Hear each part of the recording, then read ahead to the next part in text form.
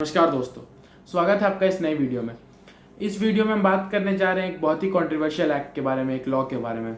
वो है unlawful activities prevention act यानी यूएपीए। तो इसे कहा जा रहा है कि ये कंट्रोवर्शियल लॉ है, ये ठीक नहीं है हमारे देश के लिए, ये डेमोक्रेसी के लिए खतरा है, इस तरह की बातें कहीं जा रही है और ये कहीं ना कहीं सही भी प्रूफ हो रहा है। तो इस पर हम इसके प्रूफ जानेंगे इस वीडियो में यूएपीए को हम डिटेल में समझेंगे कि आखिरकार है क्या यूएपीए और क्या ये ज़रूरी है हमारे देश में और किस तरह से इसे यूज़ किया जा रहा है और मिसयूज़ किया जा रहा है। दोनों ही तरीकों पे बात करेंगे हम इस वीडियो में। देखिए, सबसे पहले यूएपीए है क्या। यूएपीए टेररिज्म को ख़त्म करने के लिए बना था, यानी आतंकवाद को देश से ख़त्म करने के लिए बना था। इसके तहत एनआईए यानी नेशनल इन्वेस्टिगेशन एजेंसी किसी को भी अरेस्ट कर सकती है और इस सस्पेक्ट में कि कहीं वो टेररिज्म लिंक्ड एक्टिविटीज़ में इन्वॉल्व ना हो, इस सस्पेक्ट में किसी को भी गिरफ्तार कर सकती है। और इसका पीरियड 60 to 90 डेज का होता है कि इतने दिन तक आप डिटेन्ड रह सकते हो, एनआईए आपको डिटेन करके रख सकती है और 180 डेज इसे एक्सटेंड किया जा सकता है ऑन सर्टेन ग्राउंड्स।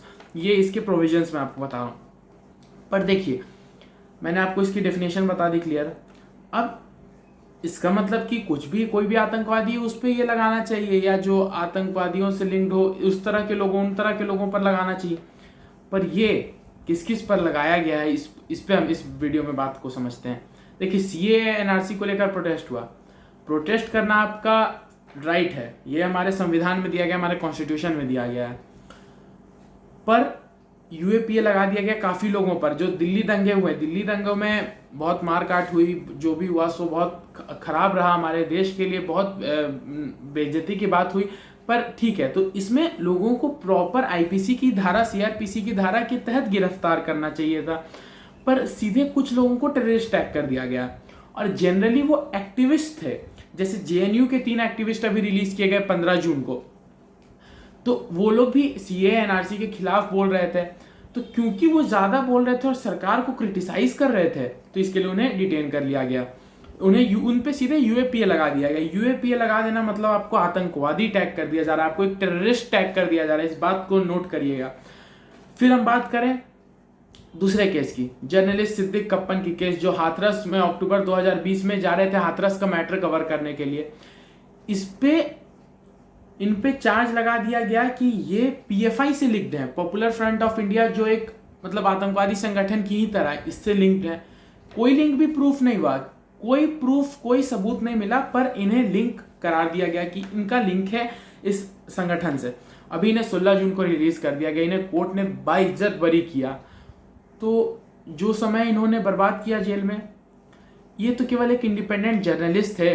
ये तो अपना काम करने जा रहे थे, जर्नलिस्ट है तो अपना काम, अपना रोल निभाने जा रहे थे। केरला से ये यूपी जा रहे थे, इनके साथ 3 और लोगों को, जर्नलिस्ट को गिरफ्तार किया गया था। इसी तरह उमर खालिद का केस भी हमें देखने को मिला। और फादर स्टैन स्वामी जो झारखंड के रहने वाले थे, जो ट्राइबल अफेयर्स, जो ट्राइबल राइट्स के लिए बहुत ज़्यादा अपनी आवाज़ उठाए। 84 ईयर्स इनकी एज थी। 84 ईयर्स के oldest terrorist prisoner of our country उन्हें कहा गया। उन्हें टेररिस्ट बोल दिया गया। क्यों बोला गया? क्योंकि वो ट्राइबल मतलब अफेयर्स के लिए बहुत ज़्यादा बोल रहे थे, अपने ट्राइबल राइट्स के लिए बहुत बात कर रहे थे, पूरे देश को मतलब उनके राइट से अवेयर करा रहे थे। इसीलिए उन्हें यूएपीए लगा दिया गया, टेररिस्ट टैग कर दिया गया। उन्हें 2018 के भीम कोरेगांव वायलेंस ऐसा कुछ हुआ था महाराष्ट्र में, उन्हें लिंक कर दिया गया कि इनका ही इन्वॉल्वमेंट था इसमें, इन्हीं के कारण वायलेंस हो गया, इन्हीं के कारण लोग मर गए, ऐसा कह दिया गया। इन्हीं के कारण सांप्रदायिक दंगे हो गए, ऐसा कह दिया गया। तो देखिए, मेरा मानना यह है कि अगर आपको सस्पेक्ट है, सही बात है, एनआईए है, आप जांच एजेंसी हैं, आपको सस्पेक्ट करने का अधिकार, आप करिए सस्पेक्ट, आपका काम ही वही है, बिल्कुल करिए। पर क्यों ना आप चार्जशीट दाखिल कर देते हैं? अगर आपको सस्पेक्ट है तो उसका कोई ना कोई बेस रहा होगा, उसका कोई ना कोई एक आधार रहा होगा, तो उस आधार पे आप चार्जशीट दाखिल कीजिए, तब उस पर कोर्ट निर्णय देगी। पहले ही आपने डिटेन करके रख लिया, आप सालों से लोग जेल में सड़े जा रहे हैं ऑन सर्टेन ग्राउंड्स, देश के लिए खतरा बता दिया जा रहा है, कोर्ट भी बोल दे रहा है अच्छा थोड़ा देर समय और रख लो जेल में, अच्छा थोड़ा समय और रख लीजिए जेल। तो क्या इस तरह से होता है कि एक अभी मैं जम्मू कश्मीर के आपको केस के बारे में बताना चाहूँगा। मोहम्मद इलियास और मोहम्मद इरफान, ये 2 जम्मू कश्मीर के व्यापारी, तो इन पे लश्कर ए तैयबा से लिंक होने का केस लगा दिया गया। 9 साल जेल में रहे, उसके बाद कोर्ट ने बरी किया कि इनकी तो कोई गलती ही नहीं थी। 9 साल जिंदगी के बर्बाद हो गए इनके। तो क्या इसका हिसाब कौन देगा? इसका हिसाब देगा कौन कि वो बेचारे, उनकी कोई गलती नहीं थी। और देखिए, आप डिटेन किए, चलिए ठीक बात है, अगर आपको कोई सस्पेक्ट था तो आपने डिटेन किया, पर क्यों आप नहीं जल्दी से उन्हें चार्ज कर दिए थे? अगर आपको सस्पेक्ट था तो 9 साल तक क्यों उन्हें रखा जेल में? आप आज उन्हें अरेस्ट किया, कुछ इन्वेस्टिगेशन प्रोसेस में मुझे पता है टाइम लगती है, तो आप इन्वेस्टिगेशन प्रोसेस अपना कैरी आउट करिए, आप तब उन पे चार्जशीट करिए ना, आप उन पे कार्रवाई करिए, आप उन पे केस फाइल करिए। आपने पहले ही उन पे आतंकवादी का सीधे टैग लगा के कह दिया। और अखिल गोगोई जो विधायक हैं, जो एक गवर्नमेंट पोस्ट पे हैं, उन्हें सीए एनआरसी के प्रोटेस्ट में, क्योंकि वो एक नेता है, नेता लोगों के लिए बोलता है, तो वो अपने जनता की बात रख रहे थे, प्रोटेस्ट कर रहे थे, तो कहा गया कि इनकी बातों से देश में दिक्कत आ सकती है, इनके बातों से आतंकवाद बढ़ सकता है, इनके बात से समाज में दिक्कत आ सकती है, तो इन पे यूएपीए चार्ज कर दिया गया। तो आप देख रहे हैं कि जहां भी आप प्रोटेस्ट कर रहे हैं वहां पे आपको यूएपीए लगा दिया जा रहा है।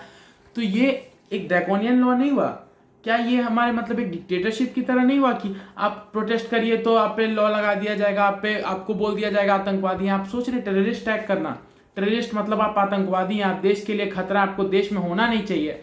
137 करोड़ जनता आपसे नफरत करेगी कि आप आतंकवादी हैं, आपको ये कह दिया जाता है, और आपका फंडामेंटल राइट छीना जाता है। जो फंडामेंटल राइट हमारा कॉन्स्टिट्यूशन देता है हमें, मैं नहीं कह रहा हूं ये बात, ये कॉन्स्टिट्यूशन देता है हमें राइट, हमें बोलने का अधिकार कॉन्स्टिट्यूशन देता है। मैं मानता हूं इनमें से कुछ लोगों ने ज्यादा बोल दी होगी, तो क्या ज्यादा बोलने पर आतंकवादी हो जाते हैं लोग? आप ज्यादा बोल दीजिए सरकार के खिलाफ, अगर आपने एब्यूजिव वर्ड्स यूज किए, आपने गाली गलौज की, कुछ भी तरह की चीजें हुई, तो क्या आप आतंकवादी हो गए? आतंकवादी समझ रहे हैं? तो आतंकवादी कह दिया जा रहा है इन्हें। और भी देखिए, इतना ही नहीं, राइट टू लिबर्टी भी आपका स्नैच करता है, फंडामेंटल राइट्स में जो आता है राइट टू प्रोटेस्ट स्नैच करता है। और राइट टू प्रोटेस्ट वाली बात ये मैं नहीं कह रहा हूं, ये दिल्ली हाईकोर्ट कह रहा है। ये दिल्ली हाईकोर्ट ने कहा है, अपने जजमेंट में कहा है जब बेल देते वक्त, कि there is a difference between right to protest and terrorist activities.